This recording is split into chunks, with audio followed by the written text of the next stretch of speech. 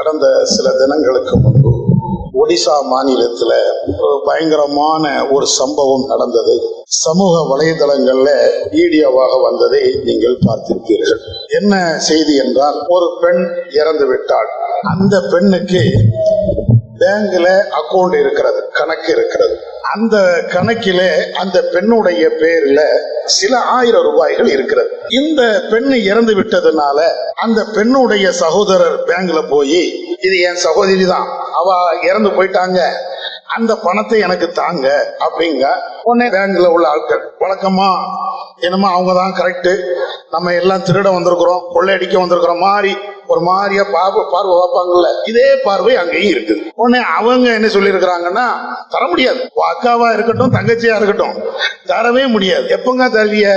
அந்த பொம்பளை உயிரோடி வந்தா தருவோம், அல்லது அந்த பொம்பளை பேங்குக்கு வந்தா தருவோம். இவர் பார்த்திருக்கிறாரு, ஓஹோ அந்த பணத்தை கொண்டாதான் அந்த பணத்தை எடுக்க முடியுமா? உடனே போனாரு, குழிய தோண்டினாரு, புதைக்கப்பட்ட அந்த பணத்தை அப்படியே தோண்டி எடுத்து, அது எலும்பு கூட வேற ஆகி போயிடுச்சு, அதை தோல்ல போட்டுக்கிட்டு வந்துட்டாரு. வந்து பேங்குல உள்ள நுழைஞ்ச உடனே எல்லாரும் வராத வராத, மனுஷனை பார்த்தா பயப்பட மாட்டான், எலும்பு கூட பார்த்தா அவ்வளவுதான் பேய் வந்துருச்சுன்னு சொல்லிட்டு எல்லாருமே திமுன்னு வெளியே வரான். ஏன்டா இப்படி வந்த? நீங்க தானே சொன்னீங்க பணம் வந்தா தான் பணம் கிடைக்கும் சொன்னீங்கல்ல, என்ன இருக்குது பணம், பணத்தை தான். அவன் கரெக்டா லாஜிக் பேசுறான். இன்னும் சொல்ல போனால் பழங்குடி படித்தவர்களா இல்லையான்னு தெரியல, இருந்தாலும் நீ ஆளு வந்தா தான் பணம் தருவேன்னா, ஆமா பணத்தை கொண்டாந்துட்டான், பணத்தை தான். கடைசி இந்த வீடியோ வைரல் ஆனோன்னு அந்த பேங்குக்கு எல்லாருமே ஒரு கண்டன குரல் எழுப்புறாங்க. என்ன, ஒரு அப்பாவி ஒண்ணுமே தெரியாதவன் அவன்கிட்ட போய் நின்னுகிட்டு நீ என்னத்த பேசுறீங்க? ஏன் அந்த 20,000 ரூபாய் பணத்தை கொடுத்துட்டா என்ன? அவன் தான் அந்த பெண்ணுடைய சகோதரன், அதை வெரிஃபை பண்ணிக்கிடுங்க. ஏன்னா வேற எவனும் சொல்லிட்டு வாங்கிடக்கூடாது. சரிதான், அவனுடைய ஆதார் கார்டு இருக்கும், அல்லது வேற ஏதாவது ஐடென்டி ப்ரூஃப் இருக்கும், அல்லது அவங்க வீட்டுக்கே போய் இவர் தானா அப்படி ஊர்ஜிதம் பண்ணி கையில கொடுத்துட வேண்டியதானே. உன் காசா உன் அப்பன் வீட்டு காசா? அந்த பெண்ணுடைய காசு சகோதரன் கேட்கலாம், கொடுத்துட்டு போக வேண்டியதானே. இப்படின்னு எல்லாரும் பேசின உடனே நம்ம ஆட்கள் வழக்கமா ஒரு டக்கால்ட்டி வேலை பார்ப்பான். அது பேங்கா இருக்கட்டும், அரசியல்வாதியா இருக்கட்டும், அல்லது அரசாங்க ஊழியர்களாக இருக்கட்டும், சில பேருக்கு இது விளக்காது. எல்லாருமே ஒரு டக்கால்ட்டி வேலை பார்ப்பான். என்ன டக்கால்ட்டி? தான் மேல தப்பு இல்லை அப்படின்னு காட்டணும். அவன் பணத்தை தீட்டு வந்துட்டான், அப்படி வந்ததுக்கு பேங்க் ஊழியர்கள் காரணம் இல்லை அப்படின்னு சொல்லணும். அதுக்கு என்ன செய்யறது? நாங்க சரியா தான் பதில் சொன்னோம், அந்த ஆள் குடிகாரன். யாரு? பணத்தை தீட்டு வந்தானே அவன் குடிகாரனா? சரி, குடிகாரனா இருந்துட்டு போனா அதனால என்ன இல்ல, அதனாலதான் அவர் பணத்தை தீட்டு வந்துட்டாரு. நாங்க பணத்தை எல்லாம் கொண்டு வாங்கன்னு சொல்லல, பணத்தை கொண்டு வாங்கன்னு ஏன் அதையும் வேணா சொல்ல, எழுதி வேணா கூட எழுதி கொடுத்து பணத்தை கொண்டு வா நீ சொன்ன லட்சணம் அப்படி.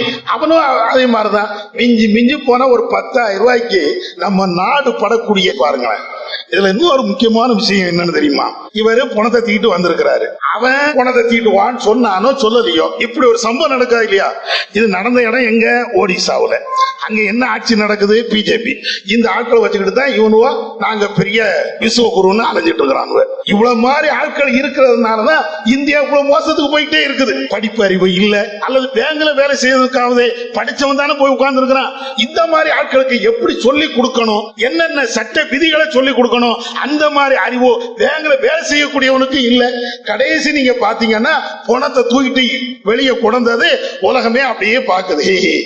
இந்தியாவா நீனும் பணமும் ஒண்ணுதான்டா அப்படிங்கிறான். நம்மளை பார்த்துக்கிட்டு நீனும் பணமும் ஒண்ணுதான். ஏன்? பணத்துக்கும் அறிவு இருக்காது, பணத்துக்காக வேண்டி உனக்கும் அறிவு இருக்காது. இந்தியாவே இப்படித்தான் இருக்கும், நார் அடிச்சுட்டு அடக்கலாம். உலகமே இந்தியாவை பார்த்து அப்படியே காரி துப்பு.